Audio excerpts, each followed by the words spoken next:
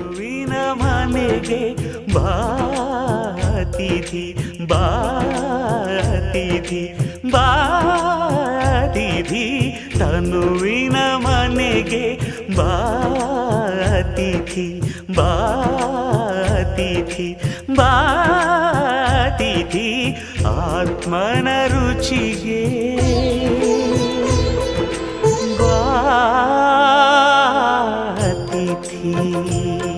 ಆತ್ಮೀಯ ಕೇಳುಗರಿಗೆ ನಮಸ್ಕಾರ. ನಾನು ನಿಮ್ಮ ಬಾನುಲಿ ಗೆಳೆಯ ಯತೀಶ್. ನೀವು ಕೇಳ್ತಾ ಇದ್ದೀರಾ ಜನಧ್ವನಿ ರೇಡಿಯೋ. ಎಂದಿನಂತೆ ತಮಗೆಲ್ಲರಿಗೂ ನಮ್ಮೂರ ವೈಭವ ಕಾರ್ಯಕ್ರಮಕ್ಕೆ ಆತ್ಮೀಯವಾದ ಸ್ವಾಗತ. ಕೇಳುಗರೆ, ಇಂದಿನ ನಮ್ಮೂರ ವೈಭವ ಕಾರ್ಯಕ್ರಮದಲ್ಲಿ ಪ್ರಸ್ತುತ ತಾಲೂಕಿನ ದೇವಾಲಯಗಳ ಸ್ಥಿತಿಗತಿ, ಅವುಗಳ ಇತಿಹಾಸ, ಹಬ್ಬಗಳ ಆಚರಣೆ, ಸಂಸ್ಕೃತಿ ಸಂಪ್ರದಾಯಗಳ ಕುರಿತು ತಿಳಿದುಕೊಳ್ಳುವ ನಮ್ಮೂರ ವೈಭವ ಕಾರ್ಯಕ್ರಮಕ್ಕೆ ತಮಗೆಲ್ಲರಿಗೂ ಸಹ ಆತ್ಮೀಯವಾದ ಸ್ವಾಗತ. ಇಂದಿನ ನಮ್ಮೂರ ವೈಭವ ಕಾರ್ಯಕ್ರಮದಲ್ಲಿ ಸರಗೂರು ತಾಲೂಕಿನ ತಿರಣಿಮುಂಟಿ ಗ್ರಾಮದಲ್ಲಿರುವ ಶ್ರೀ ಶಂಕರೇಶ್ವರ ದೇವಸ್ಥಾನದ ಇತಿಹಾಸ, ಹಿನ್ನೆಲೆ ಹಾಗೂ ವಿಶೇಷ ಪೂಜೆ ಪುನಸ್ಕಾರಗಳ ಕುರಿತು ಒಂದಿಷ್ಟು ಮಾಹಿತಿಯನ್ನು ತಿಳಿಯೋಣ. ಈ ಒಂದು ಮಾಹಿತಿಯನ್ನು ತಿಳಿಸಿಕೊಡಲು ಇಂದು ನಮ್ಮೊಂದಿಗಿದ್ದಾರೆ ಶ್ರೀ ಶಂಕರೇಶ್ವರ ದೇವಸ್ಥಾನದ ಸೇವಾ ಸಮಿತಿಯ ಸದಸ್ಯರಾಗಿರುವ ಹಾಗೂ ಶ್ರೀ ರವಿರಾಮೇಶ್ವರ ದೇವಸ್ಥಾನದ ಅರ್ಚಕರಾಗಿರುವ ಶ್ರೀಯುತ ಕೆ.ವಿ. ಭಾಸ್ಕರ್ ರವರು. ಬನ್ನಿ ಅವರನ್ನು ಕಾರ್ಯಕ್ರಮಕ್ಕೆ ಸ್ವಾಗತಿಸುವ ಮೂಲಕ ದೇವಾಲಯದ ಇತಿಹಾಸ ಹಾಗೂ ವೈಶಿಷ್ಟ್ಯತೆಯ ಬಗ್ಗೆ ತಿಳಿದುಕೊಳ್ಳೋಣ. ಸರ್, ಪ್ರಥಮವಾಗಿ ನಮ್ಮೂರ ವೈಭವ ಕಾರ್ಯಕ್ರಮಕ್ಕೆ ತಮಗೆ ಆತ್ಮೀಯವಾದ ಸ್ವಾಗತ ಸರ್. ತಮ್ಮೆಲ್ಲರಿಗೂ ಸುಸ್ವಾಗತ.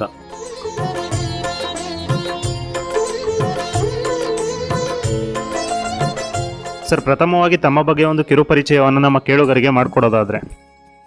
ನಾನು ವಾಸ ಕಿತ್ತೂರು ಭಾಸ್ಕರ್ ಅಂತ. ಅಣೆಕಟ್ಟೆ ಕಟ್ಟಿ ಮುಳುಗಡೆ ಆದಮೇಲೆ ತೆರಣಿಮುಂಟಿ ಆಯಿತು. ಈಗ ನಾನು ತೆರಣಿಮುಂಟಿನಲ್ಲೇ ವಾಸ ಇದ್ದೀನಿ. ಇಲ್ಲಿ ಭಾಳ ಪುರಾತನವಾದ ದೇವಾಲಯ ಜೀರ್ಣೋದ್ಧಾರ ಆಗಿದೆ. ಅಲ್ಲಿಯ ಪ್ರಧಾನ ಅರ್ಚಕರಾಗಿದ್ದೀವಿ ಹಾಗೂ ಶ್ರೀ ಶಂಕರೇಶ್ವರ ಸೇವಾ ಸಮಿತಿಯಲ್ಲಿ ಒಬ್ಬ ಸದಸ್ಯನಾಗಿದ್ದೇನೆ. ಸರ್, ಮೊದಲನೇದಾಗಿ ಈ ದೇವಾಲಯಕ್ಕೆ ಶಂಕರೇಶ್ವರ ಎಂಬ ಹೆಸರು ಹೇಗೆ ಬಂತು, ಅದರ ಒಂದು ಪೌರಾಣಿಕ ಹಿನ್ನೆಲೆ ಏನು ಅನ್ನೋದ್ರ ಬಗ್ಗೆ ತಿಳಿಸೋದಾದರೆ. ಶಂಕರ ಅಂತಂದರೆ ಶಿವ. ಶಿವನಿಗೆ ತಮಗೆಲ್ಲರಿಗೂ ಗೊತ್ತಿದೆ, ಬಹಳಷ್ಟಿದೆ. ಯಾಕೆಂದರೆ ಶಂಕರೇಶ್ವರ, ಬಸವೇಶ್ವರ, ಸೋಮೇಶ್ವರ, ಮಂಜುನಾಥೇಶ್ವರ, ಮಲ್ಲಿಕಾರ್ಜುನೇಶ್ವರ, ಮಹದೇಶ್ವರ, ನಂಜುಂಡೇಶ್ವರ, ಶ್ರೀಕಂಠೇಶ್ವರ ಅಂತೆಲ್ಲ ಕರಿತೀವಿ. ಆದರೆ ನಮ್ಮೂರಲ್ಲಿರ್ತಕ್ಕಂಥ ಶ್ರೀ ಶಂಕರೇಶ್ವರ ಸ್ವಾಮಿಗೆ ಆ ಹೆಸರು ಯಾಕೆ ಬಂತು ಅಂದರೆ, ಇಲ್ಲಿ ಕಿತ್ತೂರು ಉಂಡಿ ಅಂತ ಹೇಳ್ಬೋದು. ಕಿತ್ತೂರು ಉಂಡಿಯಲ್ಲಿ ಮೂಲ ದೇವಸ್ಥಾನ ಇತ್ತು. ಅದಕ್ಕಿಂತನೂ ಮೂಲ ಇರುವಂಥ ದೇವಸ್ಥಾನ ಎಲ್ಲಿದೆ ಅಂದರೆ ಸಂತೆಮರಳ್ಳಿ ಹಾಗೂ ಚಾಮರಾಜನಗರದ ಮಧ್ಯೆ ಒಂದು ಶಂಕರ ಬೆಟ್ಟ ಅಂತ ಇದೆ. ಆ ಶಂಕರ ಬೆಟ್ಟಕ್ಕೆ ಹೋಗಿ ಸೇವೆ ಸಲ್ಲಿಸ್ತಾ ಇದ್ದ ಭಕ್ತಾದಿಗಳೆಲ್ಲ ಅಷ್ಟು ದೂರ ಕಠಿಣವಾಗಿ ಹೋಗೋದು ಬೇಡ ಅಂತ ಹೇಳಿ ಕಿತ್ತೂರುಂಡಿಯಲ್ಲಿ ಒಂದು ದೇವಾಲಯವನ್ನು ನಿರ್ಮಿಸ್ಕೊಂಡು ಪೂಜಾ ಕೈಂಕರ್ಯ ಮಾಡೋಕ್ಕೆ ಶುರು ಮಾಡಿದ್ರು. ಹಂಗಾಗಿ ಇದಕ್ಕೆ ಶಂಕರೇಶ್ವರ ಅಂತ ಕರೀತಾರೆ. ಈ ಒಕ್ಕಲಿನವರೆಲ್ಲರೂ ಸಹ ಶಂಕರೇಶ್ವರ ಅಂತಲೇ ಕರೀತಾರೆ. ಇದಕ್ಕೆ ಈ ಹೆಸರು ಶಂಕರೇಶ್ವರ ಅಂತ ಬಂತು. ಹಿನ್ನೆಲೆ ಅಂದರೆ ಕಿತ್ತೂರು ಬಗ್ಗೆ ಬಹಳ ಇತಿಹಾಸ ಇದೆ. ಪುನ್ನಾಟ ರಾಜಧಾನಿಯಾಗಿತ್ತು. ಕದಂಬ, ಪಲ್ಲವ, ಚೋಳ, ರಾಷ್ಟ್ರಕೂಟ ಎಲ್ಲರೂ ಆಳ್ವಿಕೆ ಮಾಡಿದ್ರು ಅಂತ. ಅದಾದ ನಂತರ ಮೈಸೂರು ಯದುವಂಶಜರಿಗೆ ಸೇರಿ ಇನಾಮ್ ಗ್ರಾಮ ಆಗಿ ಜಹಾಗೀರ್ದಾರ್ ಆಗಿದ್ದರು ಕಿತ್ತೂರಿಗೆ. ಹತ್ತೂರು ಕೊಟ್ಟರು ಕಿತ್ತೂರು ಕೊಡಲ್ಲ ಎಂಬ ನಾಣ್ಣುಡಿ ಇತ್ತು. ಆ ಒಂದು ಕಿತ್ತೂರು ದೊಡ್ಡೂರು. ಅಲ್ಲಿಗೆ ಬೇರೆ ಕಡೆಯಿಂದ ವಲಸೆ ಬರ್ತಾರೆ ವೀರಶೈವ ಲಿಂಗಾಯತ ಜನಾಂಗದವರು. ಅದರಲ್ಲಿ 16 ಮಾದೇಗೌಡರು, 16 ಮಲ್ಲೇಗೌಡರು ಅಂತ ಹೇಳಿ ಅವರು ಮುಡುಗುತೊರೆ ಮಲ್ಲಿಕಾರ್ಜುನ ಸ್ವಾಮಿ ಒಕ್ಕಲ್ನವರು, ಮಾನಿ ಬಸಪ್ಪ ದೇವರು ಒಕ್ಕಲ್ನವರು, ಈ ಶಂಕರೇಶ್ವರ ಒಕ್ಕಲ್ನವರು, ಹೀಗೆ ಮತ್ತು ವೀರಭದ್ರೇಶ್ವರ ಒಕ್ಕಲ್ನವರು ಇವರೆಲ್ಲರೂ ಬಂದು ನೆಲೆಸ್ತಾರೆ. ಅವರಿಗೆ ಫಲವತ್ತಾದ ಕೆಬ್ಬೆತಟ್ಟು ಅಂತ, ಆ ಒಂದು ಕೆಬ್ಬೆತಟ್ಟು ಅಂದರೆ ಕೆಮ್ಮಣ್ಣಿರ್ತಕ್ಕಂಥ ಭೂಮಿಗಳು, ಅವುಗಳನ್ನೆಲ್ಲ ಸಾಗುವಳಿ ಮಾಡಿಕೊಂಡು ಹಾಗೂ ಹೆಚ್ಚಿನ ರೀತಿಯಲ್ಲಿ ಬ್ರಾಹ್ಮಣ ಜನಾಂಗ ಕಿತ್ತೂರಲ್ಲಿದ್ದರು. ಅವರ ಜಮೀನುಗಳನ್ನೆಲ್ಲ ಜಿರಾಯಿತು ಕಸುಬು ವ್ಯವಸಾಯ ಮಾಡಿಕೊಡೋ ಅಂಥವರೆಲ್ಲರೂ ಆಗಿರ್ತಾರೆ. ಅವರೆಲ್ಲರೂ ಕಿತ್ತೂರು ಹುಂಡಿ ಅಂತ. ಅದಕ್ಕೊಂದು ಹಿನ್ನೆಲೆ ಇದೆ. ಕಿತ್ತೂರು ಪಕ್ಕದಲ್ಲೇ 1.5 ಕಿಲೋಮೀಟ್ರ್ ದೂರದಲ್ಲಿದ್ದ ಕಿತ್ತೂರು ಹುಂಡಿ ಅನ್ನೋ ಗ್ರಾಮ ಬ್ರಿಟಿಷ್ ಮ್ಯಾಪ್ನಲ್ಲಿ ಮಜರೆ ಅಂತ ಇದೆ. ಈಗಲೂ ಆ ಮ್ಯಾಪಲ್ಲಿ ಮಜರೆ ಅಂತ ಇದೆ. ಆ ಒಂದು ಕಿತ್ತೂರು ಹುಂಡಿ ಬಹಳ ಹಳ್ಳದಲ್ಲಿತ್ತು. ಈಗ ಅದು ನೀರು ಕಡಿಮೆ ಆದಾಗ ಕಾಣುತ್ತೆ. ಅಂದರೆ ಡ್ಯಾಮ್ ಎದುರುಗಡೆನೇ ಇದೆ. ಮೊದಲನೇ ಮುಳುಗಡೆ ಆಗಿದ್ದೆ ಕಿತ್ತೂರು ಹುಂಡಿ. ಆ ಕಿತ್ತೂರು ಹುಂಡಿನಲ್ಲಿ ಭಾಳ ಜನ ವೀರಶೈವ ಇದ್ದರು, ಜೊತೆಗೆ ಗಾಣಿಗೆ ಶೆಟ್ಟರು ಇದ್ದರು. ಎರಡೇ ಜನಾಂಗ ಬಿಟ್ಟರೆ ಮುಖ್ಯವಾಗಿ ಅಲ್ಲಿ ಅಂಥ ಜನಾಂಗದವರು ಇದ್ದಂಥ ಶಂಕರೇಶ್ವರ ದೇವಸ್ಥಾನ ಅದು ಉತ್ಸವ ಮೂರ್ತಿ, ಅದು ಮೂಲ ವಿಗ್ರಹ ಇರಲಿಲ್ಲ. ಅದಕ್ಕೆ ಒಂದು ಲೋಹದ ವಿಗ್ರಹ ಮಾಡಿಕೊಂಡು ಅದನ್ನು ನಮ್ಮ ದೇವರನ್ನು ನಾವಿಲ್ಲಿ ಒಂದು ಗದ್ದಿಗೆ ಮಾಡಿಕೊಂಡು ಪೂಜೆ ಮಾಡೋಣ ಅಂತ ಹೇಳಿ ಮಂಗಳೇಗೌಡರ ಉಂಡಿ ಅಂತ ಕರಿತಾಯಿದ್ರು. ಮೂಲತಃ ಕಿತ್ತೂರುಂಡಿಗೆ ಹೆಸರು ಮಂಗಳೇಗೌಡರ ಉಂಡಿ. ಅದು ಮಂಗಳೇಗೌಡರು ಅನ್ನೋ ವಂಶದವ್ರು ಈಗಲೂ ಇದ್ದಾರೆ. KM ನಾಗಪ್ಪ, KM ಶಿವಲಿಂಗಯ್ಯ ಅಂತ. KM ಶಿವಲಿಂಗಯ್ಯ ಸ್ವಾತಂತ್ರ್ಯ ಹೋರಾಟಗಾರರಾಗಿದ್ದರು. KM ನಾಗಪ್ಪ ಅನ್ನೋರ ಮಕ್ಕಳುಗಳೆಲ್ಲರೂ ಈಗಲೂ ಶಂಕರೇಶ್ವರ ನೊಕ್ಕಲ್ನವ್ರು ಇದ್ದಾರೆ. ಈ ಗ್ರಾಮದಿಂದ ಬೇರೆ ಕಡೆ ವಾಸ ಇದ್ದಾರೆ. ಹಾಗಾಗಿ ಕಿತ್ತೂರುಂಡಿನಲ್ಲಿದ್ದಂಥ ಶಂಕರೇಶ್ವರ ದೇವಸ್ಥಾನ ಮುಳುಗಡೆ ಆದಾಗ ಅದನ್ನು ಸ್ಥಾನಪಲ್ಲಟ ಮಾಡಿ ತೆರಣಿಮಂಟಿಗೆ ಹೆಚ್ಚಿಗೆ ಜನ ವೀರಶೈವ ಜನ ಇದ್ದರು. ಅವರೆಲ್ಲ ಸೇರಿ ಆವಾಗ ಹಣ ಇಲ್ಲ ದೇವಸ್ಥಾನ ಕಟ್ಟೋದಕ್ಕೆ, ಸರ್ಕಾರದಿಂದನೂ ಯಾವುದು ಪ್ರೋತ್ಸಾಹ ಇಲ್ಲ. ಆಗೇನು ಮಾಡಿದ್ರು, ಸರ್ಕಾರ 75-50 ಸೈಟ್ಗಳು ಮಾಡಿಬಿಟ್ಟು ಒಂದೆರಡು ದೇವಸ್ಥಾನ ಥರ ಸುಮ್ಮನೆ ಕಟ್ಟಡ ಕಟ್ಟಿದ್ರು ಅವರೇ, ಸರ್ಕಾರನೇ 72ನೇ ಇಸ್ವಿನಲ್ಲಿ. ಆ ದೇವಸ್ಥಾನನ ಇದರಲ್ಲೇ ತಂದು ಎಲ್ಲನೂ ತುಂಬಿಕೊಂಡ್ರು. ಏನು ತುಂಬ್ಕೊಳ್ಳೋದು, ದೇವಸ್ಥಾನದ ಪರಿಕರಗಳು, ದೇವರ ಗದ್ದಿಗೆ ಇರ್ಬೋದು, ಮೂಲ ವಿಗ್ರಹ, ಅದೇ ಒಂದು ಉತ್ಸವ ಮೂರ್ತಿ ಇರ್ಬೋದು, ಮುಖಮಂಡಲ ಇರ್ಬೋದು, ಅವೆಲ್ಲವನ್ನು ತಂದು ಜೋಡಿಸ್ಕೊಂಡ್ರು. ಅದೇ ಸನ್ನಿವೇಶದಲ್ಲಿ ಏನಾಯಿತು, ಬಸವೇಶ್ವರ ದೇವರೊಂದಿತ್ತು, ಅದ್ರದ್ದು ಸಹ ಪಳವಳಿಕೆಗಳು ಮತ್ತು ಅಲ್ಲಿರೋ ವಿಗ್ರಹಗಳು ಎಲ್ಲವನ್ನೂ ಬಸವ, ಹಳೆ ಊರಲ್ಲಿದ್ದಂಥ ಒಂದು ಬಸವ, ಅದನ್ನು ತಂದು ಅಲ್ಲೇ ಇಟ್ಟರು. ಇದನ್ನೆಲ್ಲ ನೋಡಿಕೊಂಡು ಸೋಮೇಶ್ವರ ದೇವಸ್ಥಾನದ ಪರಿಕರಗಳನ್ನು ಒಂದೇ ಕಡೆ ಇಟ್ಟರು. ಹಂಗಾಗಿ 72-75ನೇ ಇಸ್ವಿನಲ್ಲಿ ತೆರಣಿಮಂಟಿನಲ್ಲಿ 3 ದೇವರುಗಳು ಒಂದೇ ಕಡೆ ತುಂಬಿ ತುಳುಕ್ತಾ ಇತ್ತು. ಅಂದರೆ ಅಲ್ಲಿ ಜಾಗನೇ ಇಲ್ಲ, ಪಕ್ಕದಲ್ಲಿ ಬಸ್ ಬಂದು ನಿಂತ್ಕೊಳ್ಳುತ್ತೆ. ಇವಾಗ ಅಲ್ಲಿ ಒಂದು ಪಕ್ಕದಲ್ಲೊಂದು ಕಟ್ಟಡ ಇದೆ, ಗೌರ್ಮೆಂಟ್ದು ಸರ್ಕಾರಿ ಕಟ್ಟಡ. ಆ ಕಟ್ಟಡದೊಳಗಡೆ ಬಸವೇಶ್ವರ, ಸೋಮೇಶ್ವರ, ಶಂಕರೇಶ್ವರ ಎಲ್ಲ ದೇವ್ರನ್ನೂ ಅಲ್ಲೇ ತುಂಬಿಕೊಂಡಿದ್ರು. ಒಂದು ಗಣಪತಿನೂ ಸಹ ಇತ್ತು. ಆಮೇಲೆ ಊರು ಅಭಿವೃದ್ಧಿಯಾಗಿ ಮನೆಗಳನ್ನೆಲ್ಲ ಕಟ್ಕೊಂಡ್ಮೇಲೆ ಸ್ವಲ್ಪ ಹಣಕಾಸನ್ನು ಸಂಗ್ರಹಣೆ ಮಾಡಿಕೊಂಡು, ಈಗ ಮುಳ್ಳು ಸೀಮೆ ಅಂತ ಇದೆ, ಅಲ್ಲಿಗೆಲ್ಲ ಗದ್ದೆ ಬಯಲ್ಗೆ ಹೋಗಿ ಒಂದು ಸ್ವಲ್ಪ ವರಿ ಅಂತ ಹೇಳ್ತಾರೆ, ಹಣ ಸಂಗ್ರಹಣೆಯನ್ನು ಮಾಡ್ಕೊಂಡು ಬಂದು KM ನಾಗಪ್ಪನವರು ಅದಕ್ಕೆ ಮುಂದಾಳಾಗಿ ನಿಂತ್ಕೊಂಡು ನಾವು ಶಂಕರೇಶ್ವರನದೊಂದು ದೇವಸ್ಥಾನ ಕಟ್ಟಬೇಕು ಅಂತ ಹೇಳಿ, ಈಗ ಇತ್ತೀಚೆಗೆ ಕೇವಲ ಒಂದು 15 ವರ್ಷ ಆಗಿದೆ ಅಷ್ಟೇ, ಗುಡಾರ್ಗಟ್ಟು ಅಂತಾರೆ, ಮಂಗಳೂರು ಹೆಂಚಿನ ಗೋಪುರಾಕೃತಿಯಲ್ಲಿರುವ ಶಂಕರೇಶ್ವರ ದೇವಸ್ಥಾನವನ್ನು ಕಟ್ಟಿದ್ದಾರೆ. ಇದಕ್ಕೆ ಪ್ರದಕ್ಷಿಣೆ ಒಳಗಡೆಯಿಂದ ಬರ್ಬೋದು, ಹೊರಗಡೆಯಿಂದನೂ ಪ್ರದಕ್ಷಿಣೆ ಬರ್ಬೋದು. ಹಿಂಗಾಗಿ ಶಂಕರೇಶ್ವರನೇ ಪ್ರತ್ಯೇಕ ಮಾಡಿಕೊಂಡ್ರು. ಅದ್ರ ಜೊತೆ ಬಸವೇಶ್ವರನೂ ಇದೆ. ಆದರೆ ಸೋಮೇಶ್ವರ ಮಾತ್ರ ಪಕ್ಕದಲ್ಲಿ ಬೇರೆ ಕಡೆ ಇದೆ. ಅದಕ್ಕೂ ಸಹ ಅನಿಲ್ ಚಿಕ್ಕಮಾದೂರವರು ಗುದ್ಲಿ ಪೂಜೆ ಮಾಡಿ ಈಗ ಕಟ್ಟಬೇಕು ಅಂತ ಇದ್ದಾರೆ. ಈಗ ನಾವು ಶಂಕರೇಶ್ವರನ ಒಕ್ಕಲ್ನವರೆಲ್ಲರೂ ವರ್ಷಕ್ಕೆ 2 ಬಾರಿ ದೊಡ್ಡ ಪೂಜೆಗಳೆಲ್ಲ ನಡೆಯುತ್ತೆ. ಆ ಟೈಮ್ನಲ್ಲಿ ಭಕ್ತಾದಿಗಳೆಲ್ಲ ಬರ್ತಾರೆ. ಶಂಕರೇಶ್ವರ ಅಂದರೆ ಹೇಗಿದೆ ಅಂದರೆ, ಮುಖಮಂಡಲ, ಒಂದು ಮುಖವಾಡ ಇದೆ ದೊಡ್ಡದು, ಅದನ್ನು ಊರು ಸುತ್ತ ಮೆರವಣಿಗೆ ಮಾಡೋ ಕೆಲಸ ಇದೆ. ಜೊತೆಗೆ ಒಳಗೆ ನದಿಗೆ ಹೋಗಿ ತೊಗೊಂಬರೋ ಕೆಲಸ ಇದೆ. ಜೊತೆಗೆ ಈ ಶಂಕರೇಶ್ವರನ ಪೂಜಾ ಕೈಂಕರ್ಯಗಳು ಎಲ್ಲ ಒಂದು ಸಮಿತಿ ಮಾಡಿದ್ದಾರೆ, ಶ್ರೀ ಶಂಕರೇಶ್ವರ ಸೇವಾ ಸಮಿತಿಯನ್ನು ಮಾಡಿಕೊಂಡು. ಇದು ಲೆಕ್ಕಾಚಾರದ ಪ್ರಕಾರ 86ನೇ ವರ್ಷದ ಹೂವಿನ ಪಲ್ಲಕ್ಕಿ ಉತ್ಸವ ನಡೀತು. ಈ 86 ವರ್ಷ ಅಂದರೆ ಈ ಗ್ರಾಮಕ್ಕೆ ಬಂದೇ ನಾವು 55 ವರ್ಷ ಆಗಿದೆ.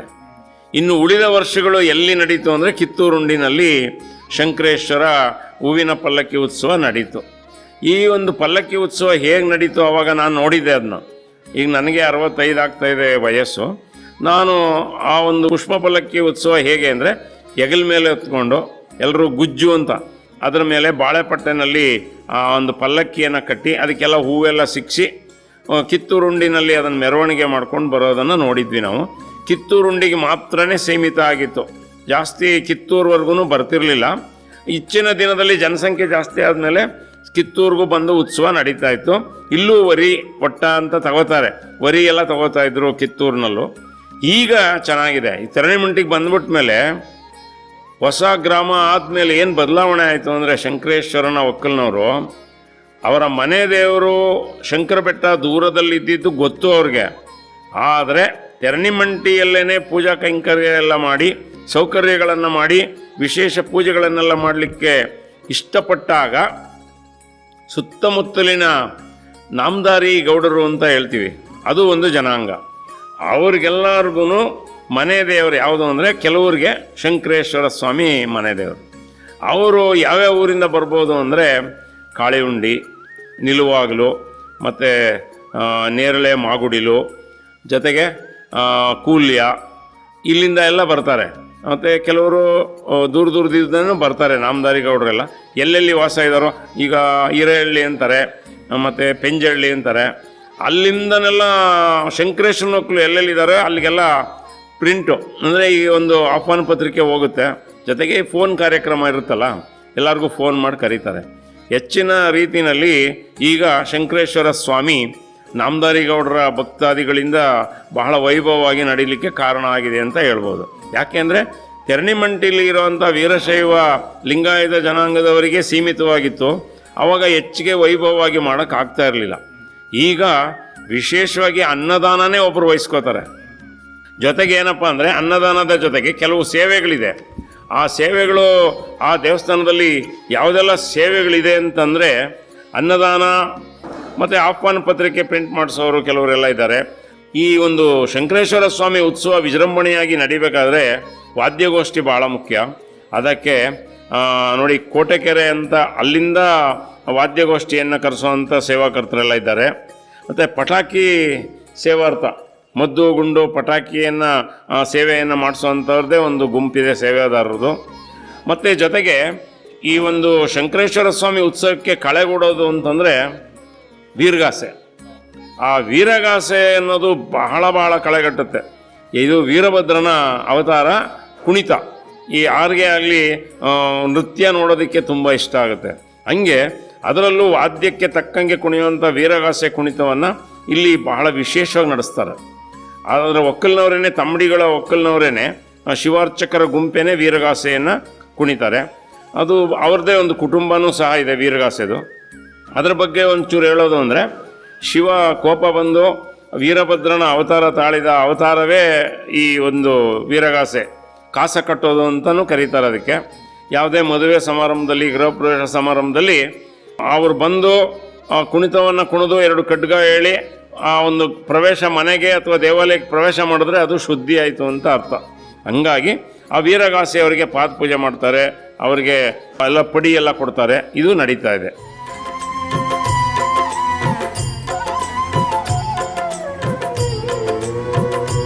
ಈ ಒಂದು ಇಷ್ಟೊಂದು ಭಕ್ತಾದಿಗಳು ಹೆಚ್ಚು ಆಗ್ತಾ ಇದ್ದಂಗೆ ಎಲ್ಲರಿಗೂ ಅಂಗಾಂಗಗಳಲ್ಲಿ ಮಂಡಿ ನೋವು, ಕಾಲು ನೋವು ಇರುತ್ತೆ ಅಲ್ವೇ. ಅದರಿಂದ ಶಾಮಿಯಾನ, ಕುರ್ಚಿಗಳ, ಟೇಬಲ್ಗಳ ವ್ಯವಸ್ಥೆಗಳೆಲ್ಲ ಆಗ್ತಾಯಿದೆ ಈಗ. ಅದಕ್ಕೂ ಸಹ ಸೇವಾಕರ್ತರು ವಹಿಸ್ಕೊಳ್ತಾ ಇದ್ದಾರೆ. ಜೊತೆಗೆ ಲೈಟಿಂಗ್ಸು, ಇದು ಬಹಳ ಆಕರ್ಷಕವಾದದ್ದು ಶಂಕರೇಶ್ವರನ ಜಾತ್ರೆಯಲ್ಲಿ. ಶಂಕರೇಶ್ವರನ ಉತ್ಸವ, ಪಲ್ಲಕ್ಕಿ ಉತ್ಸವದ ಜಾತ್ರೆ ಒಂದೇ ದಿನ ಆದರೂ ಸಹ ಬಹಳ ವಿಜೃಂಭಣೆಯಿಂದ ನಡೆಯುತ್ತೆ. ಹೇಗೆ ಅಂದರೆ ಆರ್ಚು, ವೆಲ್ಕಮ್ಮು, ಮತ್ತು ಜೊತೆಗೆ ಈ ಬಸವೇಶ್ವರರ ಒಂದು ಲೈಟಿಂಗ್ ಅರೇಂಜ್ಮೆಂಟ್ ಇರುವಂಥ ಚಿತ್ರ, ಜೊತೆಗೆ ಲಿಂಗ ಇರುವಂಥ ಚಿತ್ರ, ಇವೆಲ್ಲವನ್ನು ಮಳವಳ್ಳಿ ಲೈಟಿಂಗ್ಸ್ನವ್ರನ್ನ ಕರ್ಕೊಂಡು ಬಂದು ಭಾಳ ಅದಕ್ಕೆ ಹಣ ಖರ್ಚಾಗುತ್ತೆ. ಆದರೂ ಸಹ ಖರ್ಚೆಲ್ಲ ಮಾಡಿ ಅವ್ರನ್ನ ಕರ್ಕೊಂಬರ್ತಾರೆ. ಅದಕ್ಕೂ ಎಲ್ಲರೂ ಸೇವಾಕರ್ತರು ವಹಿಸ್ಕೊಂಡು ಮಾಡ್ತಾರೆ. ಜೊತೆಗೆ ನೋಡಿ, ದೇವರಿಗೆ ಹೂವಿನ ಅಲಂಕಾರ, ಫಲಪುಷ್ಪ ಫಲಂ ತೋಯಂ ಅಂತ ಹೇಳ್ತಾರೆ. ದೇವರು ಏನನ್ನೂ ಇಷ್ಟಪಡಲ್ಲ. ಹಣ್ಣು, ಕಾಯಿ, ಪ್ರಸಾದ ಎಲ್ಲ ನಮಗೆ. ಗಂಧದ ಕಡ್ಡಿ, ಕರ್ಪೂರ, ಧೂಪ, ದೀಪ, ನೈವೇದ್ಯ ಆದರೂ ಹೂವಿನ ಸೇವೆ ಅವ್ರಿಗೆ, ದೇವರಿಗೆ. ಅಂಥ ಹೂವಿನ ಅಲಂಕಾರದ ಸೇವೆಗೆ 8 ಜನ ಸೇವಾಕರ್ತರು ವಹಿಸ್ಕೊಂಡಿರ್ತಾರೆ. ಜೊತೆಗೆ ಈ ಒಂದು ಶಂಕರೇಶ್ವರನ ಉತ್ಸವ ನಡಿಬೇಕಾದ್ರೆ ಜನಸಂಖ್ಯೆ ಜಾಸ್ತಿ ಆಗುತ್ತೆ. ಅವ್ರಿಗೆಲ್ಲ ಫಲಾರ, ಊಟ ವ್ಯವಸ್ಥೆ ನಡಿಬೇಕು. ಅದಕ್ಕೆ ಇತ್ತೀಚಿನ ದಿನದಲ್ಲಿ ಏನಾಗಿದೆ, ಶಂಕರೇಶ್ವರ ನಾನು ಮೊದಲೇ ಹೇಳ್ದಂಗೆ ಗೌರ್ಮೆಂಟ್ ರೂಮ್ನಲ್ಲೇ ಒಂಥರ ಕೊಟ್ಟಿಗೆ ಥರ ಕೂಡ್ದಂಗೆ ಇತ್ತು ಅದು ದೇವರು. ಪ್ರತ್ಯೇಕವಾದಿ ದೇವರು ಆದಮೇಲೆ ಹಿಂದ್ಗಡೆ ಸಾಕಷ್ಟು ಜಾಗ ಇತ್ತು. ಅಲ್ಲಿ ಒಂದು ಸಮುದಾಯ ಭವನವನ್ನು ಕಟ್ಟಿದ್ದಾರೆ. ಈ ಸಮುದಾಯ ಭವನ ಏನಕ್ಕೆ ಕಟ್ಟಿದ್ದಾರೆ ಅಂದರೆ, ಬಂದವರೆಲ್ಲರೂ ಸಹ ಆಹಾರ ಅಂದರೆ ತಿಂಡಿ, ಊಟ, ಜೊತೆಗೆ ಶೌಚಾಲಯ, ಇವೆಲ್ಲವನ್ನು, ಸ್ನಾನದ ಮನೆ ಎಲ್ಲನೂ ಮಾಡಿದ್ದಾರೆ. ಇವೆಲ್ಲ ಮಾಡಿದವರು ಯಾರಪ್ಪ ಅಂದರೆ ಶಂಕರೇಶ್ವರ ಸ್ವಾಮಿ ಸೇವಾ ಸಮಿತಿಯಿಂದನೇ ಆಗಿದೆ. ಇಂತಹ ಒಂದು ದೊಡ್ಡ ಕಾರ್ಯಕ್ರಮಕ್ಕೆ ಕುಡಿಯೋ ನೀರಿನ ವ್ಯವಸ್ಥೆಗೆ ಅಂತಲೇ ಒಂದು ಸೇವಾಕರ್ತರಿದ್ದಾರೆ. ಜೊತೆಗೆ ವಿದ್ಯುತ್ ಕಡಿತ ಆಗ್ಬೋದು.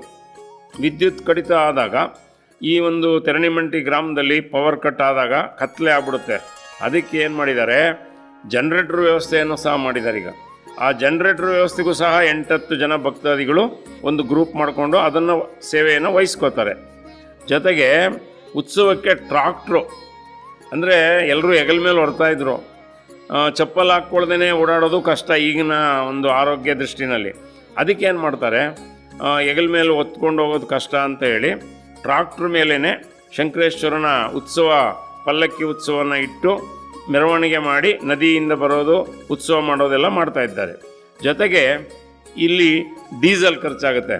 ಆ ಡೀಸೆಲ್ಗೂ ಸಹ ಒಂದು 5-6 ಜನ ಸೇವಾಕರ್ತರು ವಹಿಸ್ಕೊಂಡು ಮಾಡ್ತಾ ಇದ್ದಾರೆ. ಜೊತೆಗೆ ಇಷ್ಟೆಲ್ಲ ಆಗಬೇಕಾದ್ರೆ ಕರ್ನಾಟಕ ಗ್ರಾಮೀಣ ಬ್ಯಾಂಕ್ ಬೀಚನಹಳ್ಳಿ ಶಾಖೆನಲ್ಲಿ ಶಂಕರೇಶ್ವರ ಸೇವಾ ಸಮಿತಿದು ಒಂದು ಅಕೌಂಟ್ ಸಹ ಇದೆ.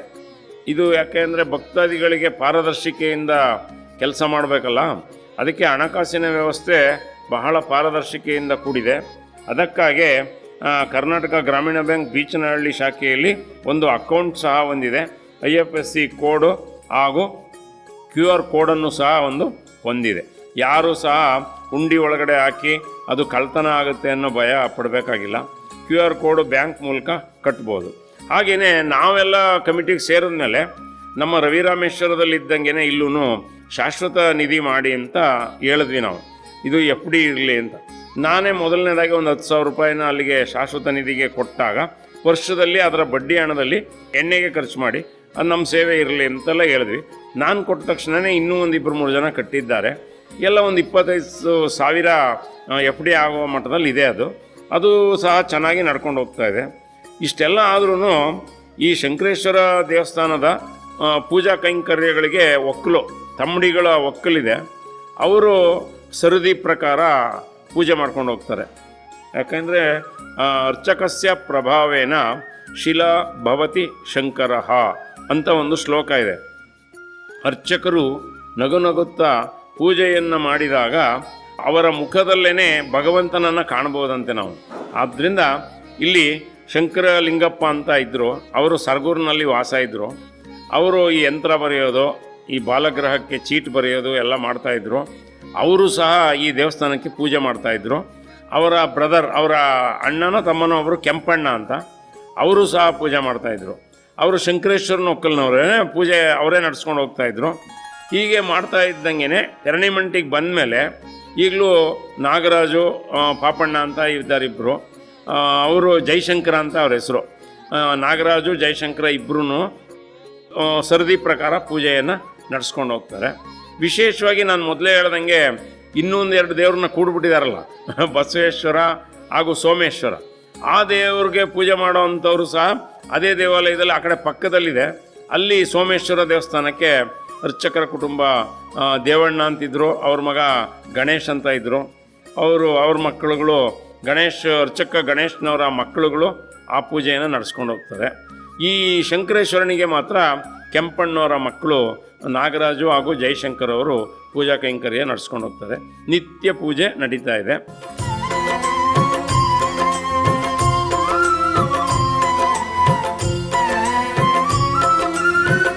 ಈ ಶಂಕರೇಶ್ವರ ಅನ್ನೋ ಹೆಸರು ಮತ್ತೊಂದು ಸತಿ ಯಾಕೆ ಅಂತಂದರೆ, ಶಿವನಿಗೆ ನಾನಾ ಹೆಸರುಗಳಿದೆ. ವಿಷವನ್ನು ಕುಡಿದ್ರಿಂದ ಅವನು ವಿಷಕಂಠ. ಆ ಒಂದು ವಿಷ ಕತ್ತಿನಲ್ಲೇ ಅದು ಅಲ್ಲೇ ನಿಂತು ಬಿಡುತ್ತೆ, ಅದರಿಂದ ಶ್ರೀಕಂಠ. ಹಾಗೆ ನಂಜು ಅಂದರೆ ವಿಷ. ಆ ನಂಜನ್ನು ಕುಡಿದಿದ್ದರಿಂದ ನಂಜುಂಡೇಶ್ವರ ಅಂತ ಹೆಸರು ಬಂತು. ಆದ್ದರಿಂದ ಸೋಮೇಶ್ವರ, ಬಸವೇಶ್ವರ, ಅವನಿಗೆ ಬಸವನೇ ಆಯುಧ, ಈ ವಾಹನ. ಆದ್ದರಿಂದ ವಾಹನ ವೃಷಭ ವಾಹನವಾದ್ದರಿಂದ ಬಸವೇಶ್ವರ ಅಂತ ಕರೀತಾರೆ. ಹಂಗಾಗಿ ಶಂಕರೇಶ್ವರ ಸ್ವಾಮಿಗೆ ನಾನು ಮೊದಲೇ ಹೇಳಿದ ಹಾಗೆ ಆ ಒಂದು ಉತ್ಸವ ಮೂರ್ತಿ ಮುಖಮಂಡಲವನ್ನು ಹೆಚ್ಚಿನ ರೀತಿಯಲ್ಲಿ ಆರ್ಥಿಕವಾಗಿ ಮುಂದುವರೆದಿರುವಂಥ ಭಕ್ತಾದಿಗಳು ಒಂದೊಂದು ಕೊಡುಗೆಗಳನ್ನು ಕೊಟ್ಟಿದ್ದಾರೆ ದೇವಸ್ಥಾನಕ್ಕೆ. ಕಿತ್ತೂರುಂಡಿ ಪಾಪಣ್ಣ ಅಂತ ಇದ್ದರು. ಅವರ ಮಕ್ಕಳು ಮುತ್ತು ಅಂತ ಇದ್ದಾರೆ ತೆಲುಗು ಮಸಳಿನಲ್ಲಿ. ಅವರು ಮುಖಮಂಡಲವನ್ನೇ ಮಾಡಿಸ್ಕೊಟ್ಟಿದ್ದಾರೆ ದೇವಸ್ಥಾನಕ್ಕೆ. ಹಾಗೆ ದೇವಾಲಯಕ್ಕೆ ಕೆಲವರು ದೀಪಗಳನ್ನು ಕೊಟ್ಟಿದ್ದಾರೆ. ಸಮುದಾಯ ಭವನಕ್ಕೆ ಫ್ಯಾನ್ಗಳನ್ನೆಲ್ಲ ದಾನವಾಗಿ ಕೊಟ್ಟಿದ್ದಾರೆ. ಈಗೇನಪ್ಪ ಅಂದರೆ ಒಂದು ಕಾರ್ಯಕ್ರಮ ನಡಿಬೇಕಾದ್ರೆ ಪಾತ್ರೆ, ಸ್ಟವ್ವು ಮತ್ತು ಟೇರು, ಕುರ್ಚಿ ಎಲ್ಲ ಬೇಕಲ್ಲ, ಅವೆಲ್ಲವನ್ನು ಶಂಕರೇಶ್ವರ ಸೇವಾ ಸಮಿತಿನಲ್ಲೇ ಸ್ವಂತವಾಗಿ ಅದನ್ನು ಇಡೋ ಥರ ಆಗಿದ್ದಾರೆ. ಇವಾಗ ಯಾರಾದರೂ ಶಂಕರೇಶ್ವರನ ಒಕ್ಕಲ್ನವರಾಗಲಿ ಅಥವಾ ವೀರಶೈವ ಲಿಂಗಾಯತ ಜನಾಂಗದಲ್ಲಿ ಒಂದು ಹಸೆಮಣೆ ಶಾಸ್ತ್ರ ಇರ್ಬೋದು, ಒಂದು ನಾಮಕರಣ ಇರ್ಬೋದು, ಒಂದು ಯಾವುದಾದ್ರೂ ಒಂದು ಆರ್ತಕ್ಷತೆ ಕಾರ್ಯಕ್ರಮ ಇರ್ಬೋದು. ಅದಕ್ಕಾಗಿ ದುಂದು ವೆಚ್ಚ ಮಾಡಿಕೊಂಡು ಛತ್ರಕ್ಕೆ ಹೋಗಬೇಕಾಗಿಲ್ಲ. ಇಲ್ಲೇ ಶಂಕರೇಶ್ವರನ ಸನ್ನಿಧಿಯಲ್ಲೇ ಮಾಡೋ ಥರ ಇದೆ. ನಾನು ಸಹ ಶಂಕರೇಶ್ವರ ಕಾಳಿ ಉಂಡಿಯವ್ರದ್ದು ಯಾವುದೋ ಒಂದು ಮದುವೆ ಕಾರ್ಯಕ್ರಮವೂ ಸಹ ಶಂಕರೇಶ್ವರ ದೇವಾಲಯದಲ್ಲೇ ಮಾಡಿದ್ವಿ ನಾವು. ಅವರ ಒಂದು ಮದುವೆ ಕಾರ್ಯಕ್ರಮವೂ ಇಲ್ಲೇ ನಡೀತು. ಆದ್ದರಿಂದ ಈ ಸರಳವಾದ ಕೆಲವು ಉತ್ಸವ ಕಾರ್ಯಕ್ರಮಗಳೆಲ್ಲ ನಡೆಯುತ್ತೆ. ಶಂಕರೇಶ್ವರ ಸ್ವಾಮಿಗೆ ವಿಶೇಷ ಯಾವಾಗ ಅಂತ ನಾವು ಕೇಳೋದಾದರೆ, ನಾವು ಯುಗಾದಿ ಹಬ್ಬದ ಸಮಯದಲ್ಲಿ ವಿಶೇಷವಾದ ಹೂವಿನ ಪಲ್ಲಕ್ಕಿ ಉತ್ಸವವನ್ನು ಮಾಡ್ತಾರೆ. ಇದು ವಿಶೇಷವಾಗಿ ಬಹಳ ವಿಜೃಂಭಣೆಯಾಗಿರುತ್ತೆ. ಒಂದೇ ದಿನ ನಡೆದರೂ ಸಹ ವಿದ್ಯುತ್ ಅಲಂಕೃತವಾದ ಲೈಟ್ ಅರೇಂಜ್ಮೆಂಟ್ಸ್ ಎಲ್ಲ ಇರುತ್ತೆ, ಮನೋರಂಜನಾ ಕಾರ್ಯಕ್ರಮ ಇರುತ್ತೆ. ಈಗ ಬದನವಾಳು ಕತೆ ಮಾಡೋವಂಥವ್ರೊಬ್ರು ಇದ್ದಾರೆ, ಬದನವಾಳಿನಿಂದ ಬರ್ತಾರವರು, ಬದನವಾಳ್ ಶಿವಕುಮಾರ್ ಶಾಸ್ತ್ರಿ ಅಂತ. ಅವರು ಸಹ ಈ ಮನೋರಂಜನಾ ಕಾರ್ಯಕ್ರಮವನ್ನು ಆಧುನಿಕ ಮಾಡ್ಕೊಂಡಿದ್ದಾರೆ. ಈಗ ಹಿಂದೆ ಶಿವಕತೆ ಹರಿಕತೆ ಥರನೇ ಮಾಡ್ತಾ ಬೇಜಾರಾಗಲ್ಲ, ಬೋರ್ ಹೊಡೆಯಲ್ಲ. ಹೊಸ ಹೊಸ ಚಲನಚಿತ್ರ ಗೀತೆಗಳನ್ನೆಲ್ಲ ಮಾಡಿಕೊಂಡು ಹೊಸ ಸಂಗೀತ ಗೋಷ್ಠಿಯನ್ನು ಮಾಡಿಕೊಂಡು ಒಳ್ಳೆ ಥರ ಮನೋರಂಜನೆಯನ್ನು ಕೊಡ್ತಾರೆ. ಅಂಥ ಕಾರ್ಯಕ್ರಮಗಳೆಲ್ಲ ನಡೆಯುತ್ತೆ. ಜೊತೆಗೆ ರುದ್ರಾಭಿಷೇಕ ನಡೆಯುತ್ತೆ. ಶಂಕರೇಶ್ವರ ಉತ್ಸವದ ರುದ್ರಾಭಿಷೇಕ, ಬಿಲ್ಪತ್ರೆ ಅರ್ಚನೆ, ರುದ್ರಾಭಿಷೇಕ ಎಲ್ಲ ಮಾಡಿ, ಜೊತೆಗೆ ಆ ಉತ್ಸವದ ಆದಮೇಲೆ ಶಂಕರೇಶ್ವರ ಜಾಗದ ಸನ್ನಿಧಿಯಲ್ಲೇ ಬಸವೇಶ್ವರ ಕೊಂಡ ಸಹ ಮಾಡ್ತಾರೆ. ಎಲ್ಲ ಗ್ರಾಮದವರು ಸೇರಿಕೊಂಡು ಸೌದೆ ಕಗ್ಲಿ ಮರನೇ ತರ್ತಾರೆ. ತಂದು ಕೊಂಡದ ಗುಳಿಯನ್ನು ಮಾಡಿ ಅದಕ್ಕೆ ಬೆಂಕಿ ಹಚ್ಚಿ ಅದೆಲ್ಲ ಕೆಂಡ ಆದಮೇಲೆ ವ್ರತ ಇರೋರು ಪೂಜೆ ಮಾಡಿಕೊಂಡು ಕೊಂಡವನ್ನು ಆಯ್ತಾರೆ. ಅದರಲ್ಲಿ ಅರ್ಚಕರು ಸಹ ಭಾಗವಹಿಸ್ತಾರೆ. ಆ ಒಕ್ಕಲಿನವರು ಸಹ ಆರಿಸಿ ಕೊಂಡವನ್ನು ಮಾಡ್ತಾರೆ. ಬಸವೇಶ್ವರ ಕೊಂಡ, ಶಂಕರೇಶ್ವರ ಸ್ವಾಮಿಯ ಹೂವಿನ ಪಲ್ಲಕ್ಕಿ ಉತ್ಸವ, ಇದು ಎರಡೂ ಅದೇ ಜಾಗದಲ್ಲಿ ನಡೆಯುತ್ತೆ. ಬಸವೇಶ್ವರನಿಗೆ ಪ್ರತ್ಯೇಕವಾದ ದೇವಾಲಯ ಮಾಡಿಲ್ಲ. ಸೋಮೇಶ್ವರನಿಗೆ ಈಗ ಬೇಸ್ಮಟ್ಟ ಆಗಿ ನಡೀತಾ ಇದೆ ನಮ್ಮ ಊರಿನಲ್ಲಿ. ಆದ್ದರಿಂದ ನಮ್ಮೂರಿನಲ್ಲಿ ಇದು ದೇವಾಲಯಗಳ ಊರು ಅಂತ ಹೇಳ್ಬೋದು ತೆರಣಿಮಂಟಿ. ಯಾಕೆಂದರೆ ಕಿತ್ತೂರಿಂದ ಬಂದಂಥ ದೇವರುಗಳು ಮಾಂಕಾಳಮ್ಮ, ರವಿರಾಮೇಶ್ವರ, ಮಹದೇಶ್ವರ, ಸಿದ್ದಪ್ಪಾಜಿ ದೇವಸ್ಥಾನ, ಜೊತೆಗೆ ಆಂಜನೇಯನ ದೇವಸ್ಥಾನ, ಜೊತೆಗೆ ಮಾರಮ್ಮನ ದೇವಸ್ಥಾನ, ಮತ್ತು ಕಾಳಮ್ಮನ ದೇವಸ್ಥಾನ, ಮಾಸ್ತಮ್ಮನ ಗುಡಿ, ಹೀಗೆ ಗುಜ್ಜಮ್ಮನ ಗುಡಿ, ಜೊತೆಗೆ ಈ ಶಂಕರೇಶ್ವರ, ಬಸವೇಶ್ವರ, ಸೋಮೇಶ್ವರ, ಇಷ್ಟೆಲ್ಲ ದೇವರುಗಳು ಇಲ್ಲಿ ನೆಲೆಸಿದೆ. ಜೊತೆಗೆ ಈ ದೇವಾಲಯ ಇಷ್ಟಕ್ಕೆಲ್ಲ ಒಂದು ಸೌಲಭ್ಯ ಹೇಗೆ ಸಿಗುತ್ತೆ ಅಂದರೆ 18 ಕೋಮು. ಇದು ಕಿತ್ತೂರಿಂದನೂ 18 ಕೋಮು ಅಂತ ಕರೀತಾರೆ.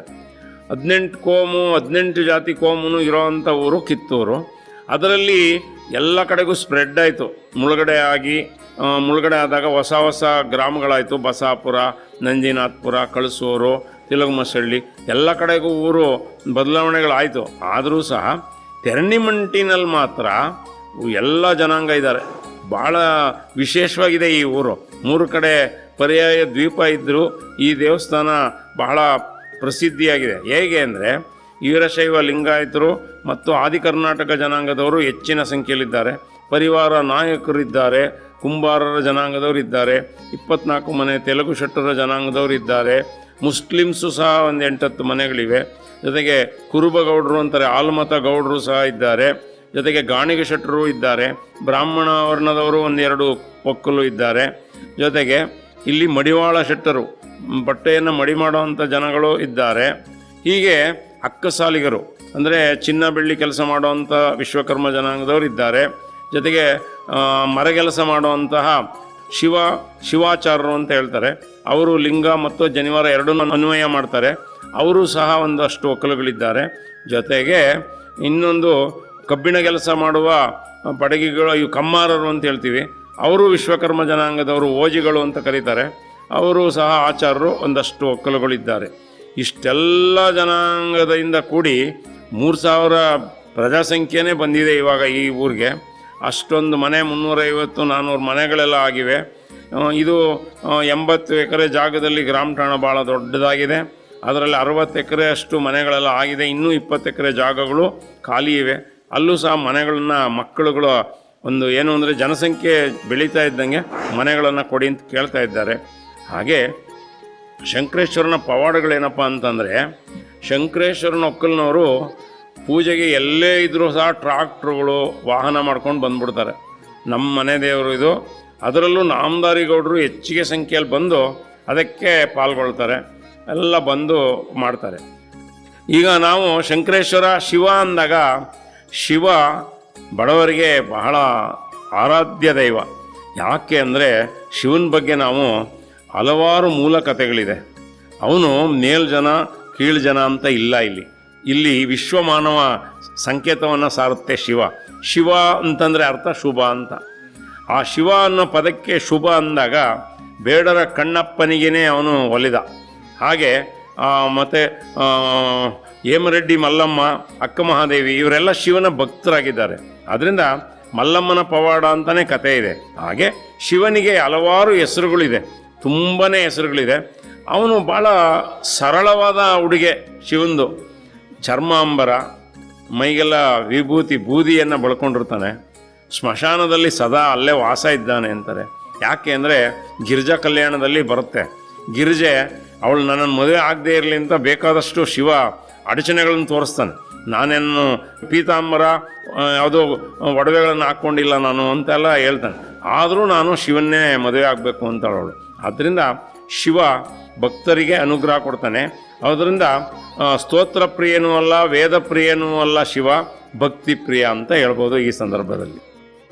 ಸರ್, ಇಲ್ಲಿಯವರೆಗೂ ಈ ಒಂದು ದೇವಸ್ಥಾನದ ಇತಿಹಾಸ, ಹಿನ್ನೆಲೆ, ಹಬ್ಬಗಳ ಆಚರಣೆ, ವಿಶೇಷ ಪೂಜೆ ಪುನಸ್ಕಾರಗಳ ಕುರಿತು ಮಾಹಿತಿಯನ್ನು ತಿಳಿಸಿಕೊಟ್ಟಿದ್ದಕ್ಕೆ ನಮ್ಮಿಂದ ಹಾಗೂ ಸಮಸ್ತ ಜನಧ್ವನಿ ಕೇಳುಗರಿಂದ ತಮಗೆ ಹೃತ್ಪೂರ್ವಕ ಧನ್ಯವಾದಗಳು ಸರ್. ಮತ್ತೊಮ್ಮೆ ತಮಗೂ ಧನ್ಯವಾದಗಳು. ಪ್ರಿಯ ಕೇಳುಗರೆ, ಇದುವರೆಗೂ ನಮ್ಮೂರ ವೈಭವ ಕಾರ್ಯಕ್ರಮದಲ್ಲಿ ಸರಗೂರು ತಾಲೂಕಿನ ತಿರಣಿಮುಂಟಿ ಗ್ರಾಮದಲ್ಲಿರುವ ಶ್ರೀ ಶಂಕರೇಶ್ವರ ದೇವಸ್ಥಾನದ ಇತಿಹಾಸ, ಹಿನ್ನೆಲೆ ಹಾಗೂ ವಿಶೇಷ ಪೂಜೆ ಪುನಸ್ಕಾರಗಳ ಕುರಿತು ಶ್ರೀ ಶಂಕರೇಶ್ವರ ದೇವಸ್ಥಾನದ ಸೇವಾ ಸಮಿತಿಯ ಸದಸ್ಯರಾಗಿರುವ ಹಾಗೂ ಶ್ರೀ ರವಿರಾಮೇಶ್ವರ ದೇವಸ್ಥಾನದ ಅರ್ಚಕರಾಗಿರುವ ಶ್ರೀಯುತ ಕೆ.ವಿ. ಭಾಸ್ಕರ್ ಅವರಿಂದ ಮಾಹಿತಿಯನ್ನು ತಿಳಿದುಕೊಂಡೆವು. ಇದೇ ರೀತಿ ಮತ್ತೊಂದು ದೇವಾಲಯದ ವಿಶೇಷತೆ ಕುರಿತು ಮುಂದಿನ ನಮ್ಮೂರ ವೈಭವ ಕಾರ್ಯಕ್ರಮದಲ್ಲಿ ತಮ್ಮೆಲ್ಲರನ್ನೂ ಭೇಟಿಯಾಗುತ್ತೇನೆ. ಅಲ್ಲಿಯವರೆಗೂ ಕೇಳ್ತಾ ಇರಿ ಜನಧ್ವನಿ ಸಮುದಾಯ ಬಾನುಲಿ ಕೇಂದ್ರ 90.8 ಕಂಪನಾಂಕದಲ್ಲಿ ಸರಗೂರಿನಿಂದ ಪ್ರಸಾರವಾಗುತ್ತಿದೆ. ಧನ್ಯವಾದಗಳು. ಮನೆಗೆ ಬಾತಿಥಿ ಬಾತಿಥಿ ಬಾತಿಥಿ ಆತ್ಮನ ರುಚಿಗೆ ಬಾ